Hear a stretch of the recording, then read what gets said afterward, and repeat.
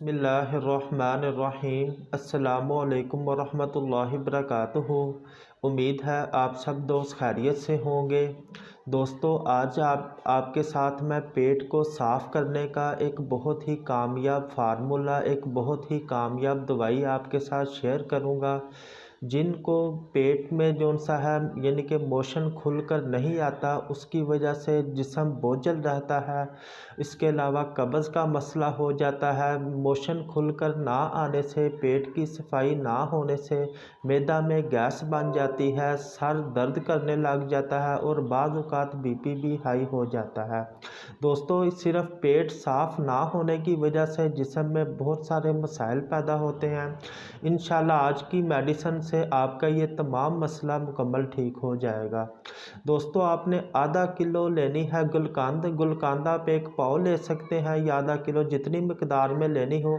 मैं आधा किलो की मकदार के हिसाब से आपको मैं मेडिसिन बता देता हूँ। आधा किलो गुलकंद और उसमें 3 तोले यानी कि 30 ग्राम आपने खालिस सकमूनिया लेना है। दोस्तों, सकमूनिया अच्छी क्वालिटी का और गुलकंद भी अच्छी क्वालिटी की लेंगे तो आपको रिज़ल्ट अच्छा मिलेगा।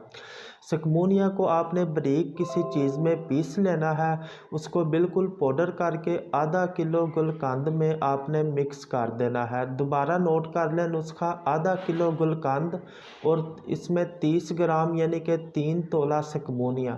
अगर आप एक पाव लेंगे गुलकंद तो फिर उसमें सकमूनिया जो सा है 1.5 तोला जो सा उसमें डलेगा। दोस्तों, सकमूनिया को आपने पीस लेना है और उसको आपने गुलकंद में मिक्स कर लेना है।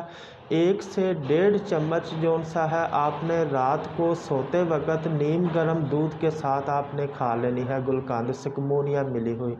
दोस्तों, आपने ये अमल आप रोज़ाना भी कर सकते हैं। अगर किसी को कब्ज़ का यानी कि पेट साफ़ होने यानी करने का मसला, अगर किसी को ये मसला कम है तो वो मिकदार खुराक कम कर ले। अगर किसी को ज़्यादा है तो वो 1 से 1.5 चम्मच ये इस्तेमाल कर सकता है।